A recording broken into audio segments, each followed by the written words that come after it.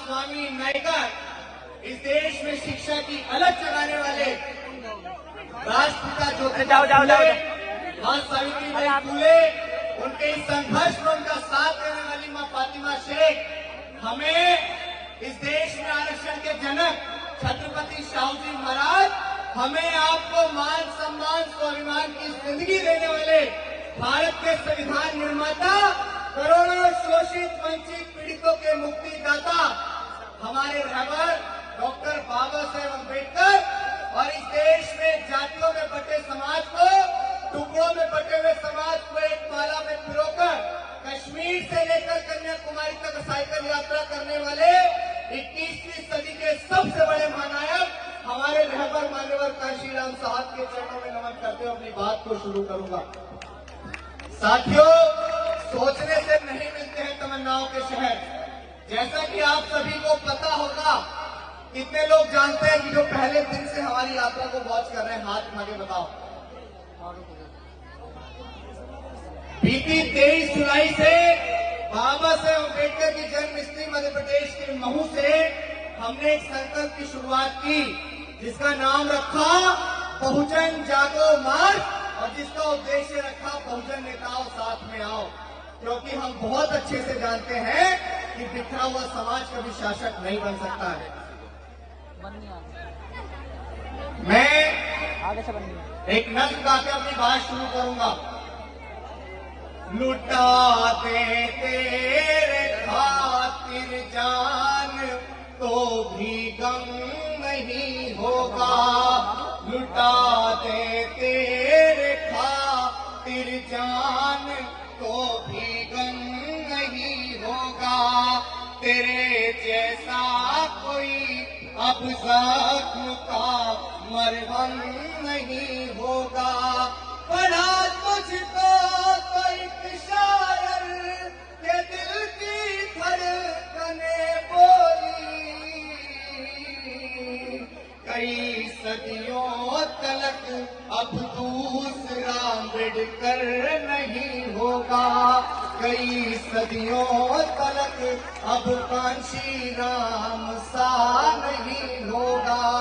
मैं आपसे, खासकर नौजवानों से, हमेशा आपने मेरे ऑपरेशन को देखा है सोशल मीडिया के माध्यम से, बाबा साहेब अम्बेडकर की वीडियोस को, उनके ऊपर शायरियां मैं करता हूं, आपने देखा है। लेकिन वर्तमान समय में जो सबसे ज्यादा जरूरी है वो क्या है? बाबा साहेब अम्बेडकर ने कहा था कि हमें 21वीं सदी में इस देश का हुक्मरान बनना है। बाबा साहेब अम्बेडकर अपनी 4 संतानों को कुर्बान करके चले गए। मान्यवर कांशीराम साहब ने बाबा साहेब अम्बेडकर के फर्स्ट हुए कार्यों को दोबारा जीवित किया, और दोबारा जीवित करते हुए उन्होंने कश्मीर से लेकर कन्याकुमारी तक साइकिल यात्रा की। उन्होंने घर छोड़ दिया, परिवार छोड़ दिया, न किसी के दुख में गए, न किसी के सुख में गए, न कभी शादी की, और उन्होंने इस समाज को अपना परिवार मानते हुए सामाजिक परिवर्तन की मुहिम को जिंदा किया। लेकिन आज मेरा सवाल है उन तमाम नेताओं से, क्योंकि सवाल किसी को तो करना पड़ेगा। जिस सदी में डॉक्टर अम्बेडकर ने कहा कि हमें इस देश का हुक्मरान बनना है, जिस सदी में माननीय काशीराम साहब ने इतना बड़ा त्याग कर दिया, उस सदी में हम इस देश की सत्ता से इतने दूर क्यों हैं? ये सवाल करने वाला कौन होगा?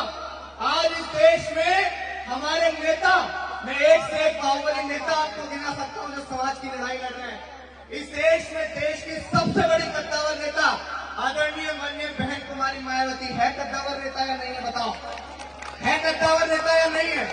मैं कोई राजनीतिक व्यक्ति नहीं हूं, ना मैं किसी पार्टी और संगठन से ताल्लुकात रखता हूं, क्योंकि वर्तमान समय में किसी पार्टी, किसी संगठन की कट्टरता रखने से मुझे पता है कि हम किसी भी मूवमेंट को साकार नहीं कर सकते हैं। क्या एडवोकेट चंद्रशेखर आजाद, उदित राज, वामन मेश्राम, प्रकाश अम्बेडकर, रामदास अठावले, चिराग पासवान, अखिलेश यादव, जयंत चौधरी, अगर हम बहुजन समाज की बात करते हैं तो वो 6743 जातियां, जिन्हें हम लोग चमार, वाल्मीकि, कोरी, कुर्मी, पासी, धोबी, धानु, कहीन, गडरिया, गुर्जर, जाट, नाई, यादव, तेली, कुमार, महा, डोम, पटेल और तमाम उन जातियों में जानते हैं जिनके साथ शोषण समान था। लेकिन आज हमारे नेताओं की वजह से हमारा समाज बट रहा है। ये बात हमारे नेताओं को हमें समझानी पड़ेगी।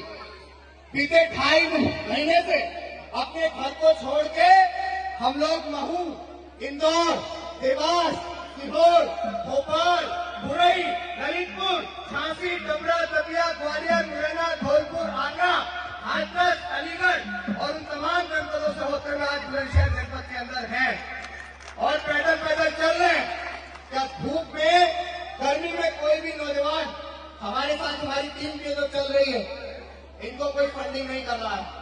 बहुत सारे लोग कह रहे हैं कि अभिषेक यादव को तो चंद्रशेखर आजाद का फ्रेंड बना के तैयार किया जा रहा है और अभिषेक यादव को तो मायावती ने भेजा है, अभिषेक यादव को तो चंद्रशेखर आजाद ने भेजा है। तो देखो, ये मूवमेंट किसी के पिताजी की प्रॉपर्टी तो है नहीं। ये मूवमेंट किसी के पिताजी की प्रॉपर्टी है क्या? जब हमें नजर आएगा कि हमारे नेताओं की वजह से आज मूवमेंट पस्त हो रहा है, तो हम डंके की चोट पर अपने नेताओं से भी सवाल करेंगे, मन बनना पसंद नहीं करेंगे। और मैं समाज के अंदर वर्तमान समय के अंदर एक ऐसी क्रांति पैदा करने जा रहा हूं। ये समाज से मिलकर बनेगा। मैं कोई संगठन बनाने नहीं जा रहा हूं, मैं कोई पार्टी बनाने नहीं जा रहा हूं, लेकिन वर्तमान समय में अपने नेताओं की गले की ऐसी हड्डी बनना चाहता हूं कि ना उन पे निगला जाए, ना उन पे निगला जाए। और मैं उनसे सवाल करना चाहता हूं कि हमें इस देश का हुक्मरान बनना है।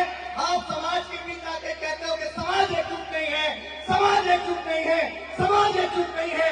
समाज आपको कितनी बार एकजुट होकर दिखाएगा? क्या समाज ने माननीय बहन जी को उत्तर प्रदेश का 4 बार मुख्यमंत्री नहीं बनाया? बनाया या नहीं बनाया? क्या समाज ने चंद्रशेखर आजाद के कहने पे भोपाल को जाम किया या नहीं किया? समाज ने चंद्रशेखर आजाद के कहने पे दिल्ली को जाम किया या नहीं किया? क्या समाज ने अमित राज के कहने पे दिल्ली के रामलीला मैदान को भरने का काम किया या नहीं किया? तो अब समाज आपसे हाथ जोड़ के निवेदन कर रहा है कि आने वाला 2024 का लोकसभा इलेक्शन हमारी आजादी का मात्र 7 से 8 महीने का एक समय बचा है। दुश्मन फूले शाहू पेरियार, ललाई अम्बेडकर और मान्यवर कांशीराम साहब की पूरी मूवमेंट को खाने को तैयार बैठा है। आपकी रूह कब कांपेगी? आपका जिस्म कब कांपेगा? आप अपने घर के सुख चैन को छोड़कर इस समाज की तरफ कब देखेंगे? ये वो समाज है जिसने आपको फर्श से अर्श पे पहुंचाया। ये वो समाज है जिसने तमाम नेताओं को बड़ी बड़ी लंबी लंबी गाड़ियों के काफिले दिए। लेकिन आज समाज आपसे निवेदन कर रहा है कि समाज के खातिर आप एकजुट हो जाइए। अगर दोबारा इस देश के अंदर वही सामंती सरकार बनती है, अगर दोबारा इस देश के अंदर वही मनवादी सरकार बनती है, तो हमें इस देश इस बात की गारंटी देने वाला कौन है कि हमें दोबारा वोट डालने का अधिकार मिल भी पाएगा, नहीं मिल पाएगा? है इस बात की गारंटी? आज हमारे बहुत सारे लोग अर्थात बने पड़े हैं, मायावती चंद्रशेखर, मायावती चंद्रशेखर। अगर इससे मूवमेंट कामयाब हो जाएगा मूर्खों, इससे मूवमेंट कामयाब नहीं होगा, इससे दुश्मन जरूर कामयाब हो जाएगा।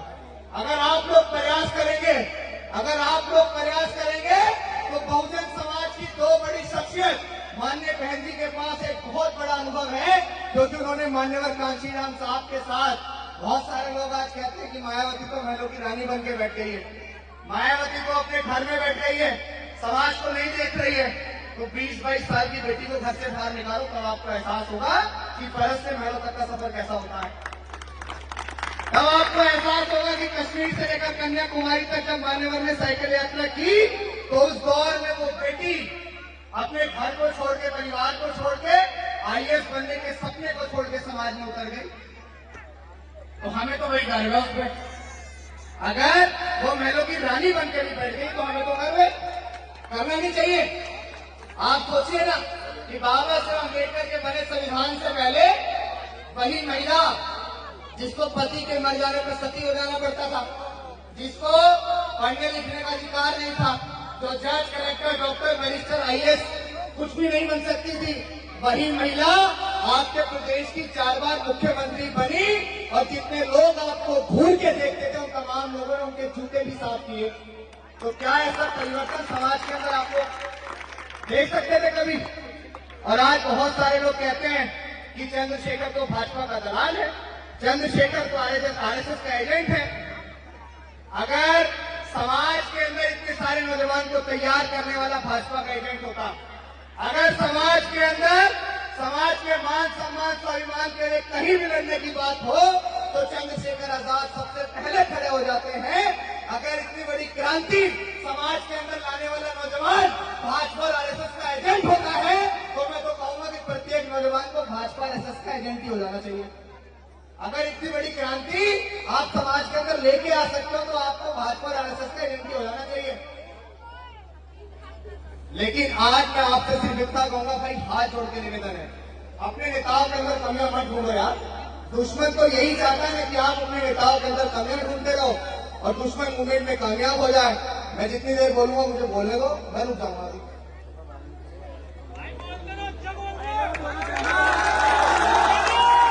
मैंने स्पष्ट ये कहा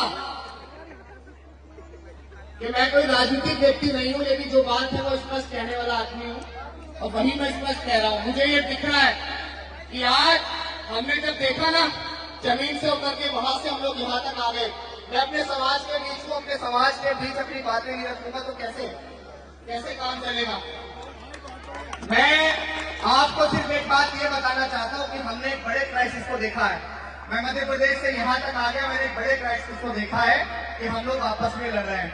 और आज आपको मैं नौजवान साथी यहाँ खड़े हुए हैं, आप लोग अभिषेक के ग्लैमर को देखते हैं, आप लोग लंबी लंबी गाड़ियों के काफिले को देखते हैं, आप लोग फोटो खिंचवाने पसंद करते हैं, आप लोग देखते हैं कि हम कभी भी पुलिस से भिड़ जाते हैं। लेकिन अगर उसके पीछे सबसे महत्वपूर्ण कोई चीज है तो वो शिक्षा है। अभिषेक लॉ का स्टूडेंट है, वो पढ़ाई कर रहा है, किसी के बलबूते वो किसी से भी लड़ जाता है, किसी से भी भिड़ जाता है। अगर आपके पास ज्ञान नहीं होगा तो आप कुछ नहीं कर पाओगे। मैं आपसे सवाल करता हूँ, जितने लोग यहाँ मूवमेंट की बात करते हैं, क्या आपने इसने 21वीं सदी के महानायक को तैयार किया?